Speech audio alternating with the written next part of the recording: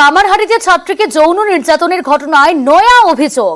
ঘটনা ধামাচাপা দিতেই নির্যাতিতার বাবাকে টাকার টোপ, 30,000 টাকার বিনিময়ে অভিযোগ তুলে নিতে চাপ। ছেলের কীর্তি ঢাকতে চাপ অভিযুক্তের বাবার।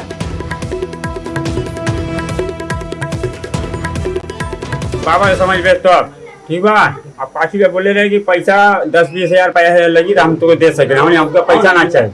हम लोग गरीब बनी जा, हम लोग इज्जत से मरे जाए, पैसा के ऊपर उड़ी बोल रहे हैं। हमने हमको पैसा हम जब बोले तो पैसा उसा लेके दफा माने यही बात। हाँ, हमने हम लोग इज्जत के प्यार में नहीं जाए। निमक लोग दिखाइए घर में डालिए।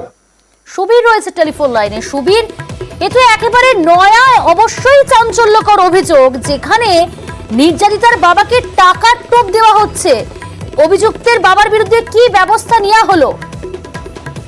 দেখো, তোমাকে জানিয়ে রাখি, 27 তারিখ এই ঘটনাটি ঘটে কামারহাটি পৌরসভার 1 নম্বর ওয়ার্ড কুমোরপাড়ার এক স্কুল ছাত্রীকে 3 যুবক কিন্তু নেশার জিনিস মিশিয়ে তাকে অজ্ঞান করে তাকে শারীরিক যৌন নির্যাতন করে, এমনটাই কিন্তু অভিযোগ করে সেই স্কুল ছাত্রী। এবং আমরা 28 তারিখ সেই খবর সম্প্রচারিত করেছিলাম নিউজ 18 বাংলায়। এবং তারপরে কিন্তু চাঞ্চল্যকর অভিযোগ যে এই যে মেয়েটিকে যেখানে যৌন নির্যাতন করা হয় সেটি খড়দহ থানার অন্তর্গত পানিহাটি পৌরসভার এলাকা এবং পিপি ঘাট গঙ্গার ঘাটে কিন্তু এই জায়গায় এই ঘটনাটি ঘটে।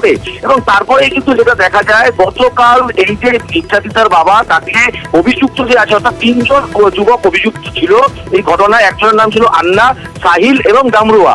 এই যে সাহিল বলে যে যুবক, এই সাহিলের যে বাবা, এই বাবা কিন্তু ধামাচাপা, অর্থাৎ এই ঘটনাটি ধামাচাপা দেওয়ার জন্য নির্যাতিতার বাবার কাছে 20 থেকে 50,000 টাকা পর্যন্ত প্রলোভন দেখায় এবং এই যাতে ঘটনাটি ধামাচাপা দেওয়া যায়। এবং এই ঘটনা কিন্তু পরিষ্কারভাবে জানাচ্ছেন নির্যাতিতার স্কুল ছাত্রীর বাবা।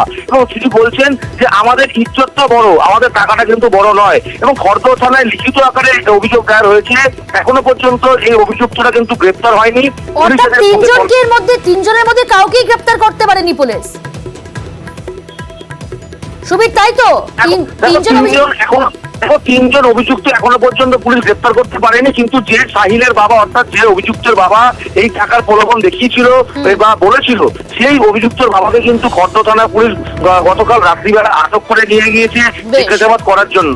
বেশ, এই যদি সত্যি হয় ক্ষমার অযোগ্য এবং আমরা চাই তার যথোপযুক্ত শাস্তি। কোনো রকম ভাবে এর প্রলোভন দেবার জন্য যারা যারা এর সঙ্গে যুক্ত আছে তাদেরকেও ইনকোয়ারির মধ্যে নিয়ে এসে তাদেরকে সবাইকে হেফাজতে নিয়ে এবং তার উপযুক্ত শাস্তি দেওয়া।